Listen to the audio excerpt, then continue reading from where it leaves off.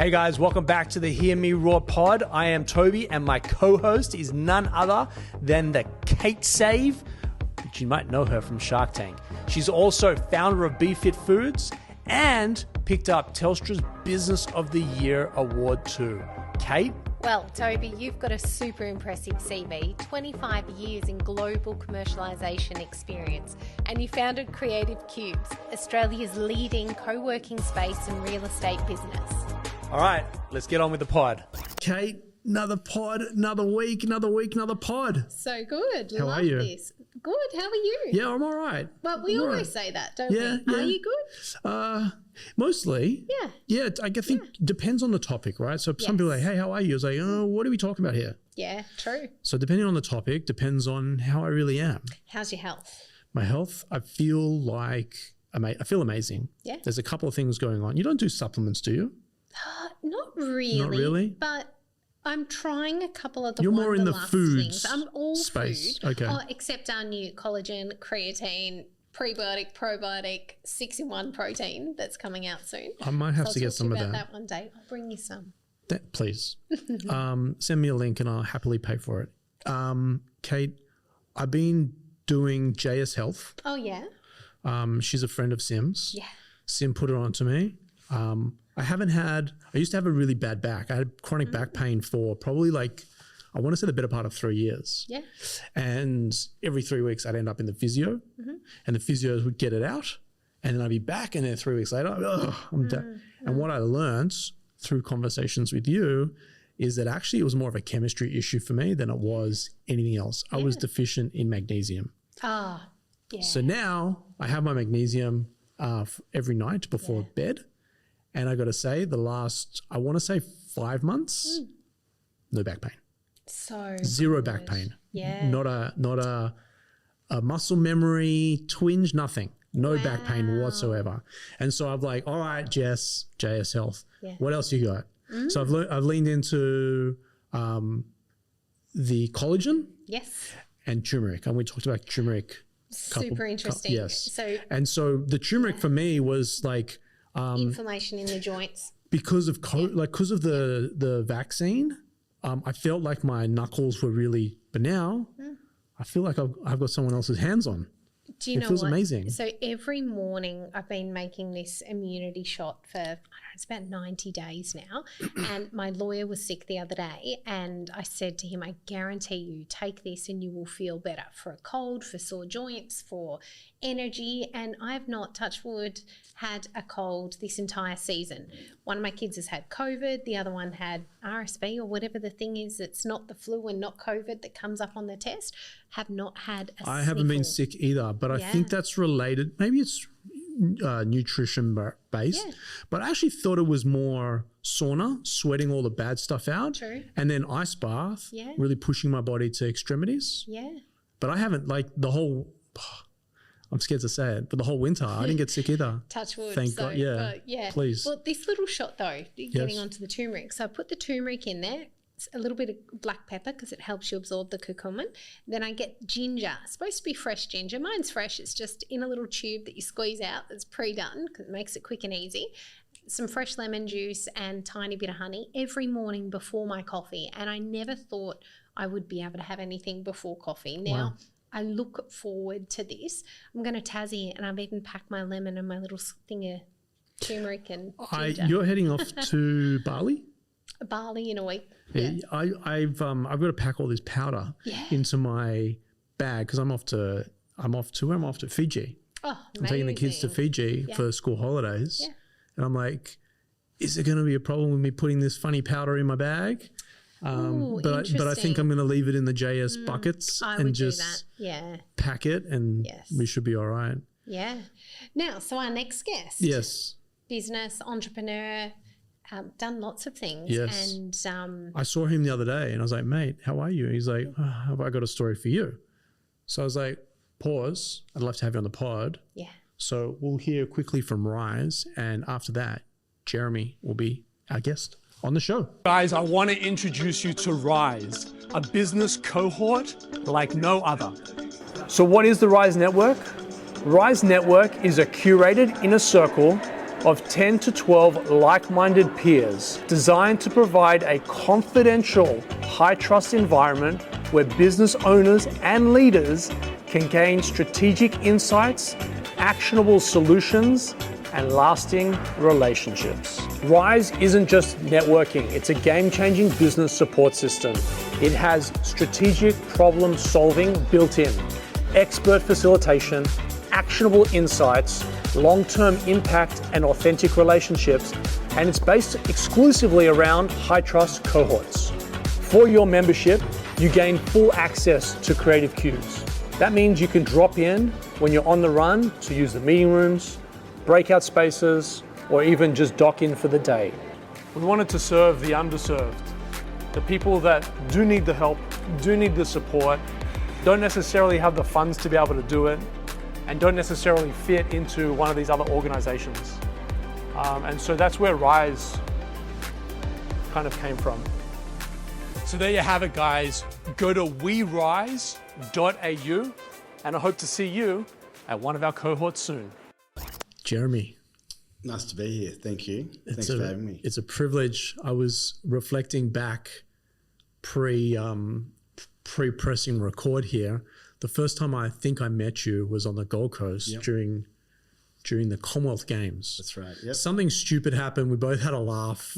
And then I bumped into you somewhere else like a few weeks after, I think back here in Melbourne. I was like, dude, we know each other. We know each other, but we don't. Yeah, exactly. We didn't know each other. Now we do. Now we do. Welcome to the show, mate. Thank you.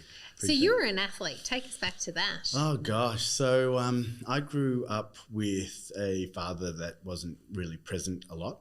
And so at the time, my mother thought, what am I going to do with two kids, bringing up two kids on her own?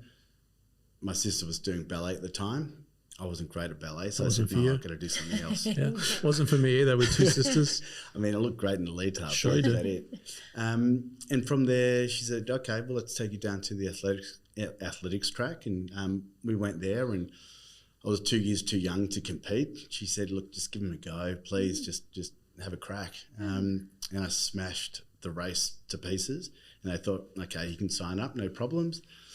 From there, I just loved it. I loved the discipline, the drive. It gave me confidence, the routine. And from there, I did well junior championships, Australian records, Victorian records. In what races?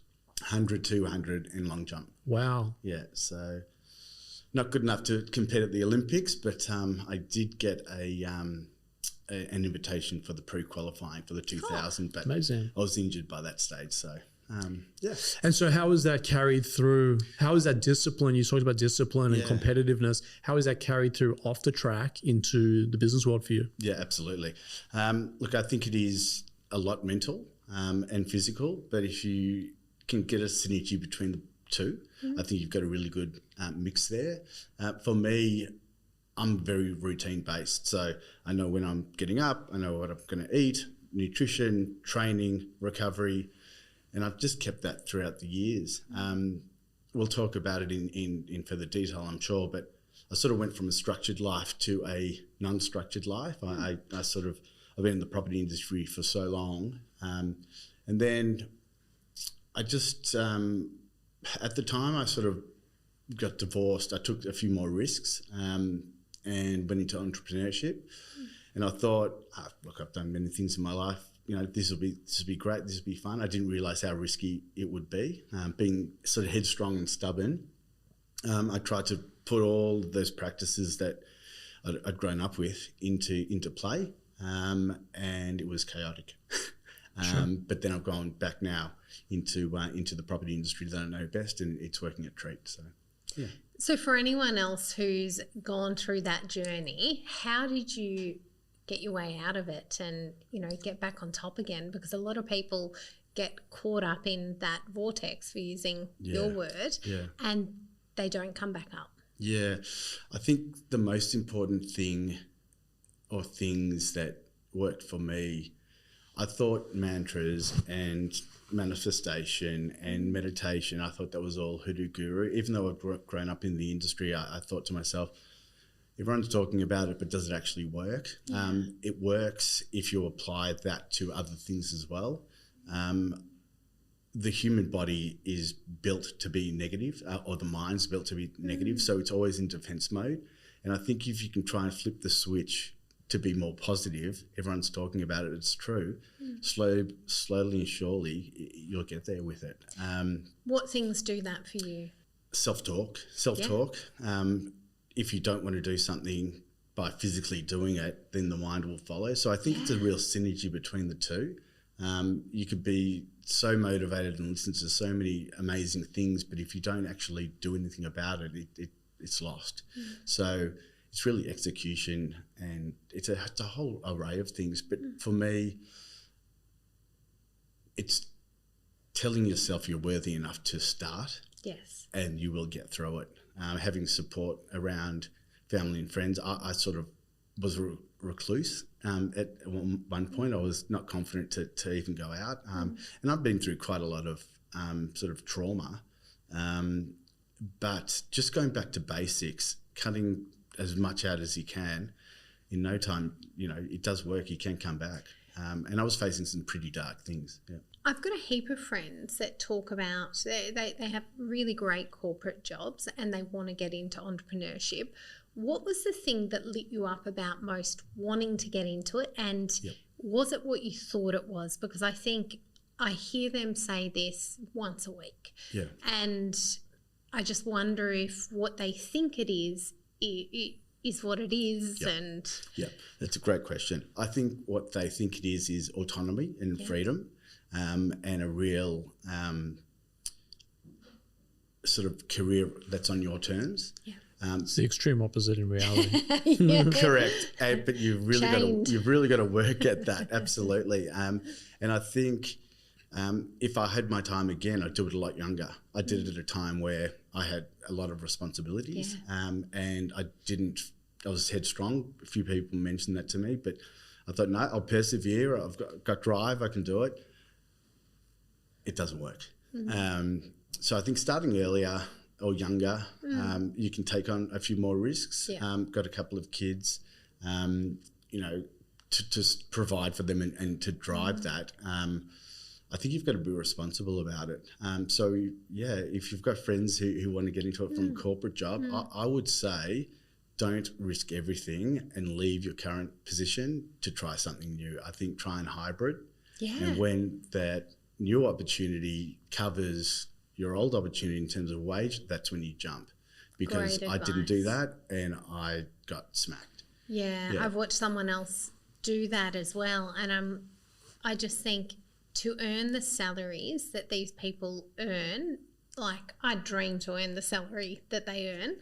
I'm like, what are you seeing on the other side of this? Yeah. And, what do you think about that? Yeah, it's taken me back to my Petloo days. So I was a personal trainer, working sort of like 5 a.m. to 9 a.m. and then 5 p.m. to 9 p.m., pulling in that income whilst then 9 to 5 pursuing entrepreneurship with Petloo. And then there was a point, I think 3 years in, I'd put the team in, I'd paid for everyone's salaries, there was profit in the business, and I was able to then go, all right, I'm disconnecting from being a personal trainer to going full-time onto the venture. Yeah. And I never looked back after that. Yeah.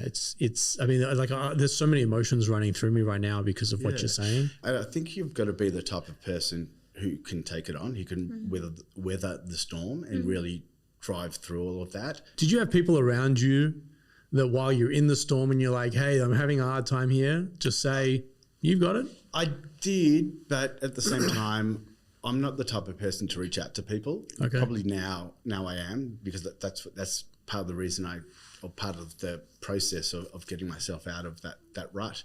I was pretty proud and I didn't want to tell people I was struggling. Sure. I can work it out on my own, the same way that I can work out this entrepreneurship.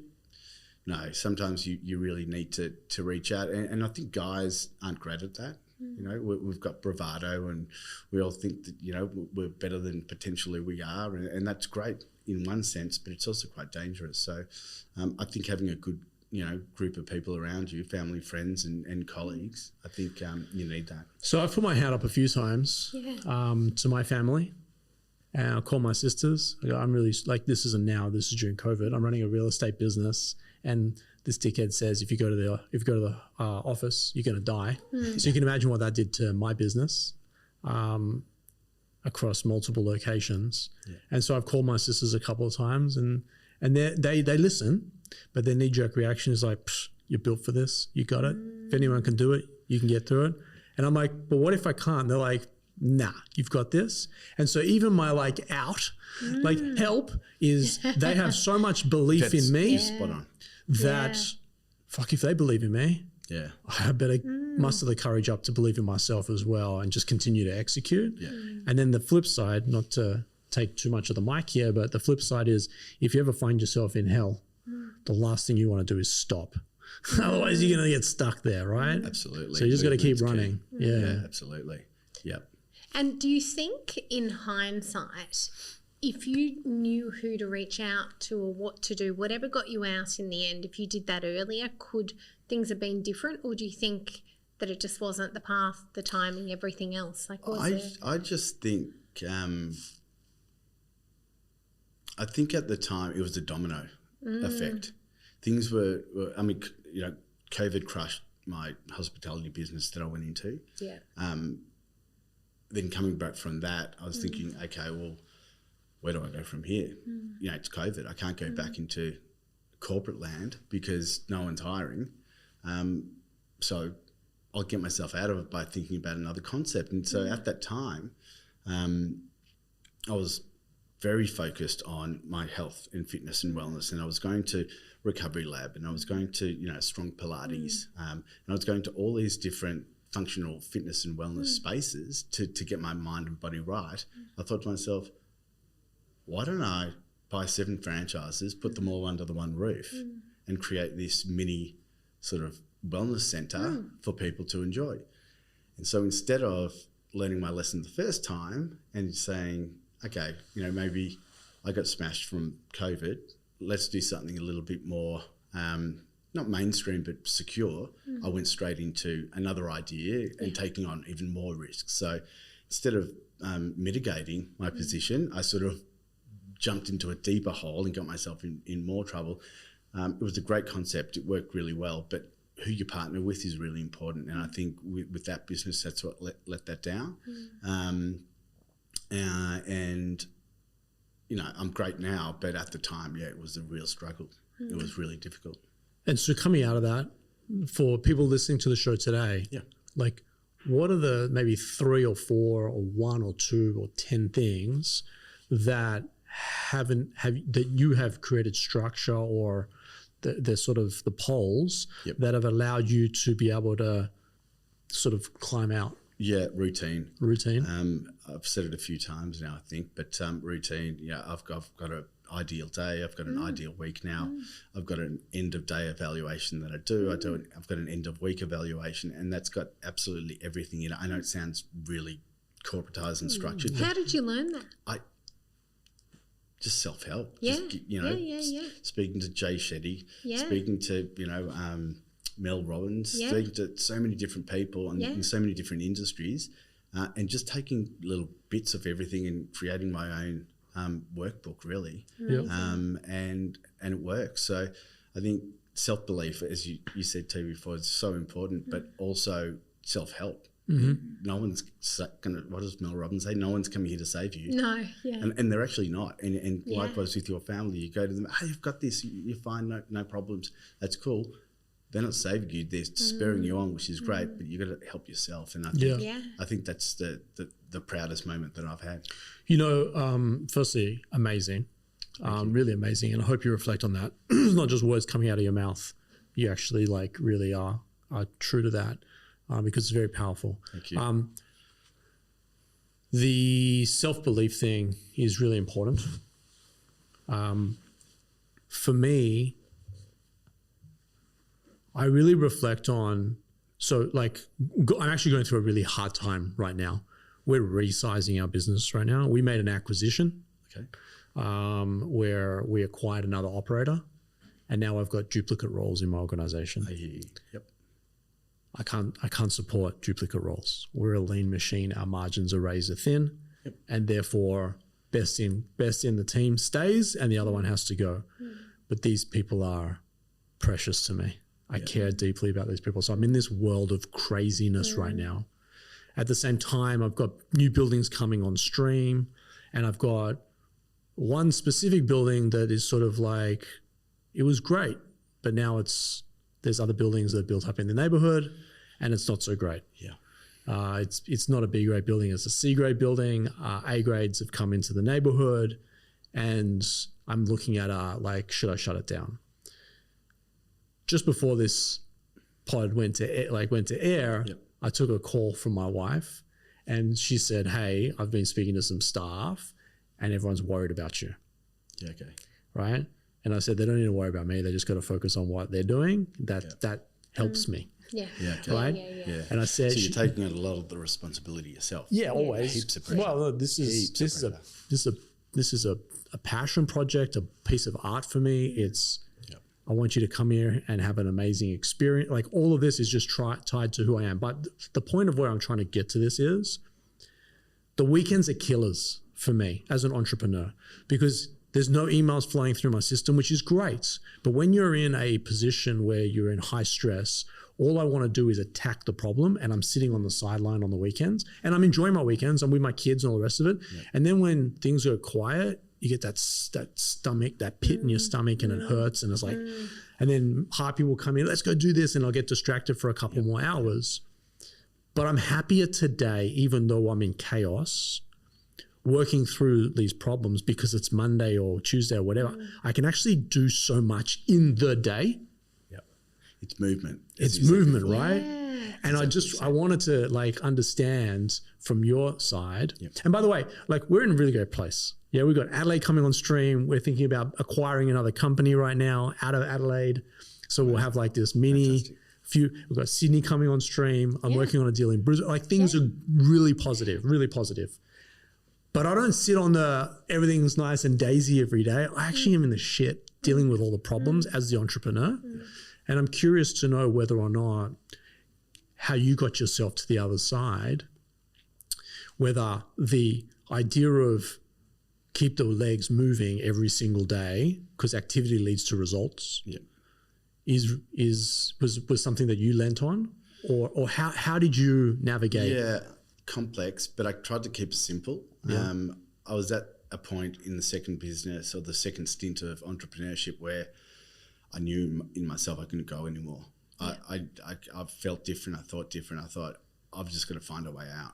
I can't keep moving with it. The most responsible thing would be to try and sell the business, or hand it to someone who could then run it. It wasn't a case of, do I bring different staff in, or do I partner with someone else, or what do I was done. So for me, it was a quite easy decision to, the losses were the losses, but the future is still bright. There's still huge opportunities. That didn't work for me. Fine, dust yourself off and go back in there. That period of time was prolonged. And I think that's what did a bit of damage. How long, when you say prolonged, how long were you going for? Probably 12 months. Right. Yeah. And it should have been 6 or 2? Probably 2. Yeah. Yeah. Just the state of the market, and just, maybe the concept was too complex. There were a lot of moving parts to it. And in that time, although a year doesn't sound a lot, when you're in the doldrums, it can do a lot of damage. For sure. Yeah. It got really bad. So I got an analogy from Andy Gowers, the Hawthorn Football Club president, which I absolutely loved. He said there's no such thing as pressure. There is process and progress. So what you talked about with routine, and your routine as well, is if you keep working towards it and don't stop in hell, as you mentioned, just keep going, you will continue to progress, but you need to follow the process. You're absolutely throughout. right, with one caveat. What? There's no rule book in entrepreneur land. No. There's no Melways or Google Maps. Just keep pedaling. Yeah, that's right. And just moving. Yeah, just and actually you're actually running, and you may end up with no clothes by the finish line. Yeah. But so I love that. But in the company, Yeah. in my company, we are processed like nothing else. Yes. We are dialed in. Everyone knows there's business. But Toby's role, executive director, is actually high failure. Like I'm kissing a lot of frogs to try and find a princess. Yeah. Business wise. Yeah. I'm failing on ideas Yeah. quickly and Fail iterating. fast, yeah. Fail fast. Fail cheap and pivot and all of that. I'm doing all of that. Yeah. That's just, but the business itself, and that lights me up as an entrepreneur. But the business itself is process and driven, and it's very, very structured. Yeah. It has to be because we're serving 15,000 different people on a monthly basis now. It's big business. It's grown. It's since actually not a last big time we business. spoke. Yeah, it's grown. Yeah, 65 staff. Wow. So there's and I've got no business in the business. That's why I brought in a CEO that actually is a CEO, not a pump fake like me, right? We I'm a can launch all guy. say that. I'm We a can all launch say guy. that. Yeah. But that's clever delegating, right? Yeah. And Michael's been nothing short of phenomenal. Yeah. Nothing short of phenomenal. Yeah. But we're at this point now where, as the executive director, I've got to sit in on some of these meetings, and some of these people have been with me since the beginning. Ouch. Yeah, I hear you. Yeah, we're talking like 9 years of hustle in the darkest of moments, and now I have to cut the cord on one person because I can't keep both, right? Yeah. And so that's trauma for me. But Yeah, I hear you. I hear you on that. Yeah, I get killed that. me. My sister's my HR person. Yep. And she's gone in and made a very successful HR business out of me pulling her out of a dark space where she was working for other companies and saying, you need to do your own thing. You're phenomenal. And then I hand her all my HR stuff because we're not built the same. I cannot do that. Like, real trauma for me is people issues. I just want a jolly team. If we're not jolly, I can't deal. So actually, like when you were talking, Jeremy, I asked you the question of like, how long was too long? And you said 12, should have been 6, and you went probably 2. Like my challenge for myself is my dog, Cooper, got really sick. This is a dog that he was born in Melbourne. We went and lived in America together. Like he flew over to America. We flew together across the US. He caught the subway in New York. He went to a barbecue stakeout in Kansas. I took him to Texas. Gee. Like we went everywhere Is he together. the pet Lou Actually it was Subi that was the face of Pet Lou, but Cooper also focused. Anyway, Cooper got really sick. Yeah. And my friend, I love her, Dr. Lisa Chimes, Bondi vet. Yeah. I called her in the middle of the night, like crying, like, hey, Coop's not well. I don't know what to do. And she's like, bring him to me. So I said, okay, I need to think about this. Seems like we should put him down. It's not easy for her to say that. But she goes, that's the best thing for the dog. And I was like, nah. 2 a.m. I like nudged him. I said, I'm taking your car. I'm going to Sydney. And she had a big Volvo. So I literally left home at 2 a.m, got the dog to Lisa. She got him 3 more months. Yeah. But in reality, we should have let him go. I shouldn't have gone to Sydney. I should have just let him go. And I wonder whether or not that same thing plays out in business when it's time to call stumps. It's time at the 2-month mark. Yeah. And you dragged it, not you, but it was dragged to 12 months. Yeah. And all you were doing you were living in a world of hope that if I can do this tomorrow, maybe that'll happen. If I can land this, I can get that. And there's all these blind optimistic excuses that we create for ourselves instead of facing the reality of put the dog down. Yeah. The dog instance is love. So I hear you with that. With me and the prolonging nature of it, I think I was just buying myself time. Right. You know, I probably knew there were things that needed some serious fixing and that I couldn't do it myself, and that I was buying time in order to get that done. I just couldn't do it quick enough. So yeah, but I love the idea of, like, I feel so much happier today, even though we're potting today, and I'm not really attacking the problem until tomorrow. There's stuff going on in the organization that is moving us forward, even if it's a meter today instead of 100 meters. Yep. We're moving forward.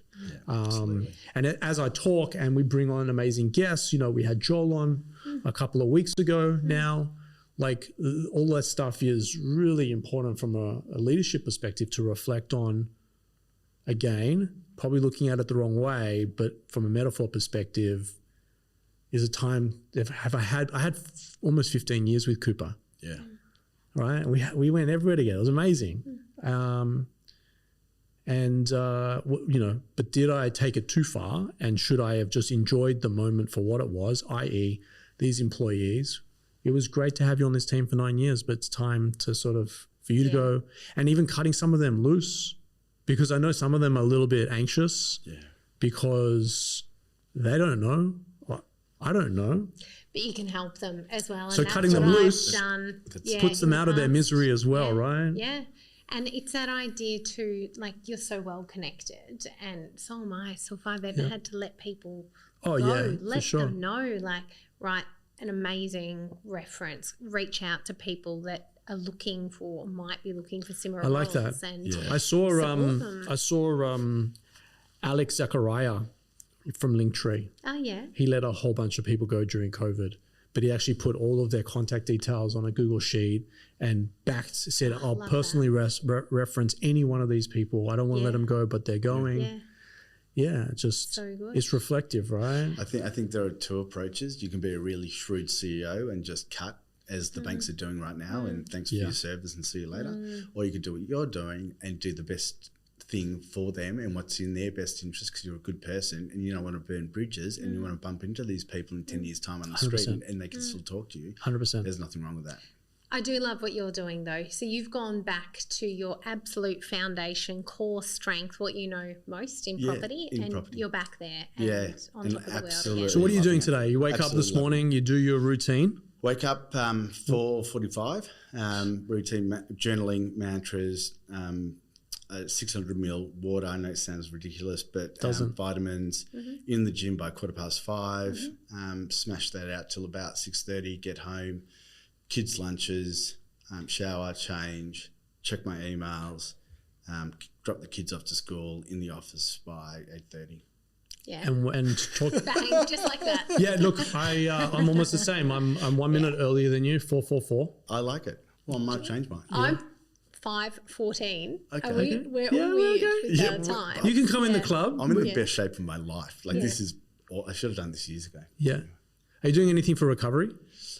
Yes. Ice baths, infrared saunas. I've just started red light therapy. Hyper ice, compression boots. Bring it on. Yeah, great. We're all in the same. I haven't done oxygen chambers. I'd like to do that, but I didn't realize how much the recovery aspect. Everyone talked about recovery, and I thought, I'll take a protein shake and go to bed. You know what I mean? Like, I was like, I'm not educated in the space. I've come a long way with my co-host here, just nudging me every episode on little things that I actually take home and like try and work out for myself. Including amazing people. Like Luke, who I need to go and do my bloods with. He actually emailed me the other day, said, thanks for the shout out on the pod. I loved it. I was like, dude, I need to get back to you, but I'm traveling, so I've got to get that done. But the recovery component is actually probably more important than the physical work. So I get up 4:44, mostly actually before that. I'm actually at 4 o'clock. But if I was to set an alarm, it's 4:44. Wow. This morning was 3 a.m., by the way, just a lot on my mind. I've got a studio in my backyard. So I got Peloton weights and treadmill and bike and a whole bunch of Peloton gear. Do that until like 6:30.